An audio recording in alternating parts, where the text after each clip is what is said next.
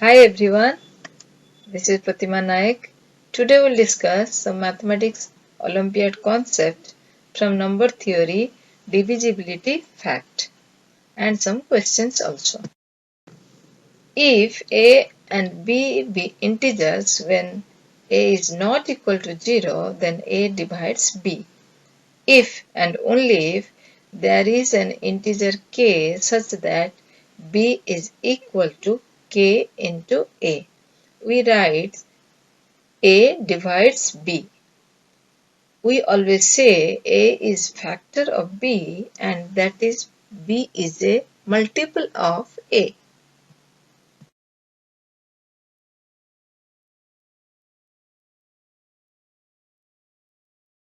There are some propositions which is always true. If we can remember, we can solve problems or we can apply in different questions. If A divides B and B divides C, then A divides C. That means if A is a factor of B, B is a factor of C, then A is also a factor of C. Next proposition. If A divides B, then for any integer C, A divides product of B and if A divides X and B divides Y, then product of A and B divides product of X and Y.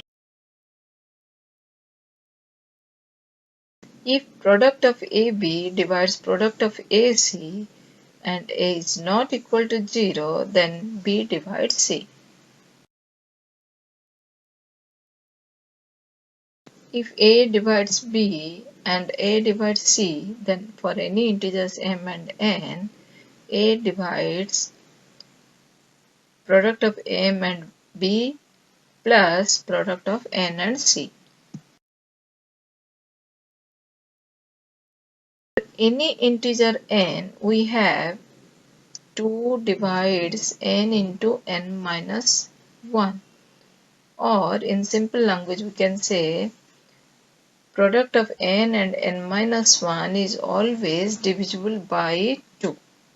Or we can say n into n minus 1 is always a even number.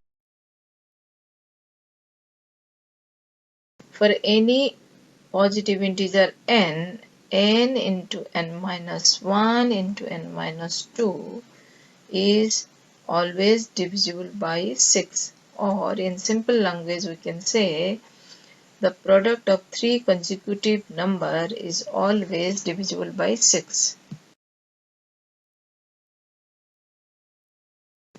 If a and b be integers with a is not equal to 0, then there are unique integers q and r such that a is equal to bq plus r and r is greater than equal to 0 and less than modulus of b.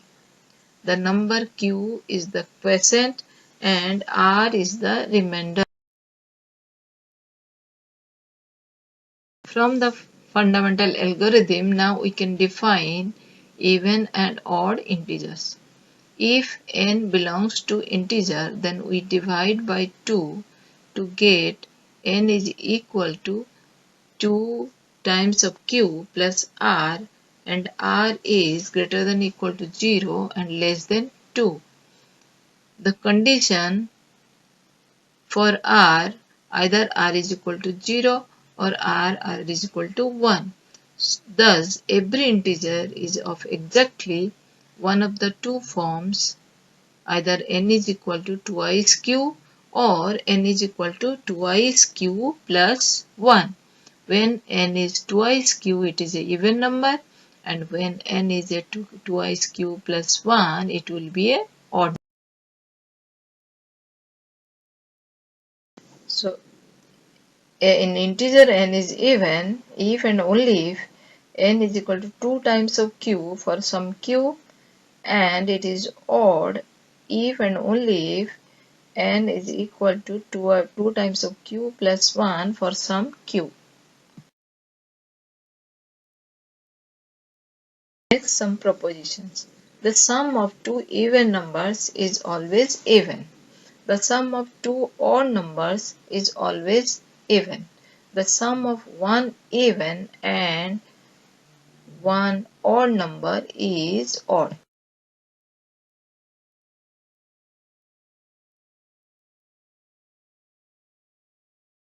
The product of two odd numbers is odd. The product of one even and one odd number is even. The product of two even number is even. The sum of two odd numbers is even, and in fact it is divisible by 4.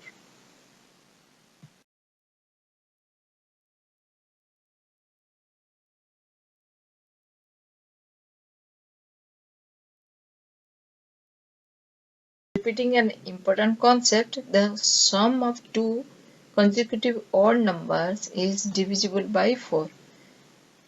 That is, if n is odd, then n plus 2 is divisible by 4.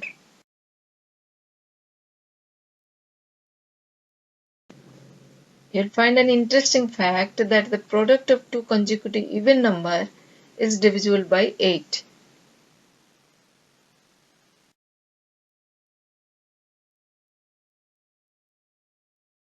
Answer can be represented as 4 times of k plus 3 or 6 times of k plus 5.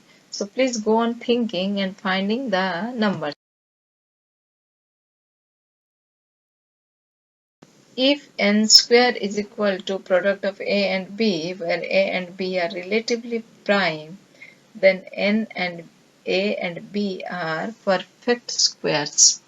So pause the video, please think of the numbers and verify this. Coming to a question based on this concept which is asked in mathematical Olympiads. So that if p is greater than 3 is a prime, then p square is congruent to 1 modulo 24. Now solution is, let p is equal to 2 times of k plus 1 since it is a prime number. So it should be odd number. Now 2k plus 1 whole square minus 1 is equal to 4k square plus 4k. And we have already read now, for every natural number k into k plus 1 is divisible by 2. So 4k square plus 4k can be written as 4 times of k within bracket k plus 1. So it will be divisible by 4 into 2, that is 8. So if p is prime, p square minus 1 is always divisible by 3. So now it is divisible by 3, it is also divisible by 8. So it is divisible by 24.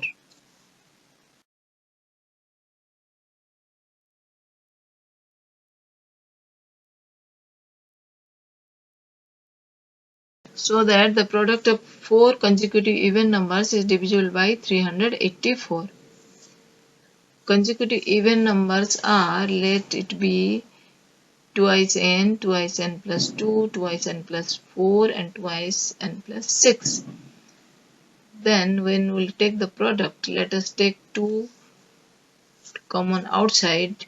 It will be 2 into 2 into 2 into 2, 16, and n into n plus 1 into n plus 2 into n plus 3 will remain.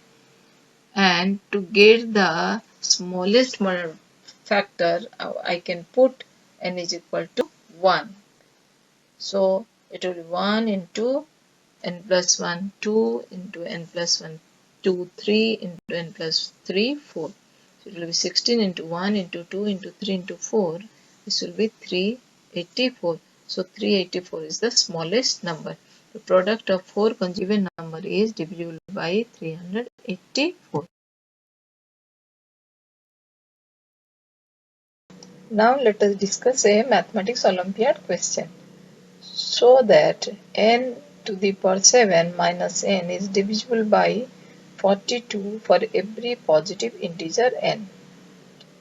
Now if n is even, then n raised to the power 7 is also even. Then n raised to the power 7 minus n will be even, so it will be divisible by 2. While n is odd, n raised to the power 7 is odd. N raised to the power 7 minus odd minus odd is an even number, so it is divisible by 2. So n raised to the power 7 minus n is divisible by 2 for all positive integer n. So 2 is a factor. Now coming to 3. When a number is divided by n, there are 3 possibilities. One is 0 may be the remainder, or 1 may be the remainder, or 2 may be the remainder.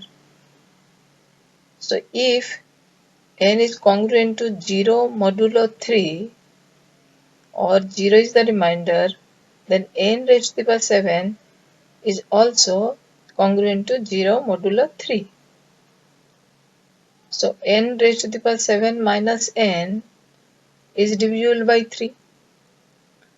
If n is congruent to 1 modulo 3, then n raised to the power 7 is congruent to 1 raised to the power 7 modulo 3. So n raised to the power 7 minus n is divisible by 3. Now if n is congruent to 2 modulo 3, then n raised to the power 7 will leave 7 times 14 modulo 3. 14 modulo 3 is again 2 modulo 3. 14 divided by 3 is, residue is 2. So n raised to the power 7 minus n is again divisible by 3. Therefore 3 divides n to the power 7 minus 1 for all positive integers n. Next is for 7. We know that by Fermat-Little theorem, n raised to the power 7 is congruent to n modulo 3 for all positive integer n.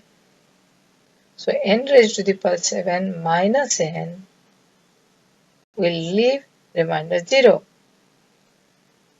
So 7 divides n raised to the power 7 minus n.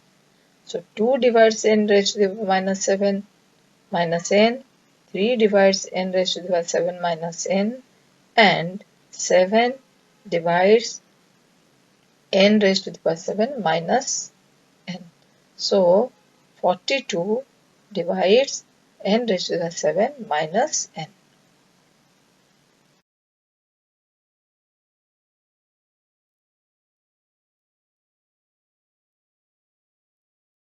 I hope you have learnt and enjoyed, but if there is any difficulties in understanding, please go through my other videos which is based on number theory, especially based on Fermat's Little theorem, then it will be very clear to you. Hope you have enjoyed. So you should practice some more questions to be perfect. Now please subscribe the channel to learn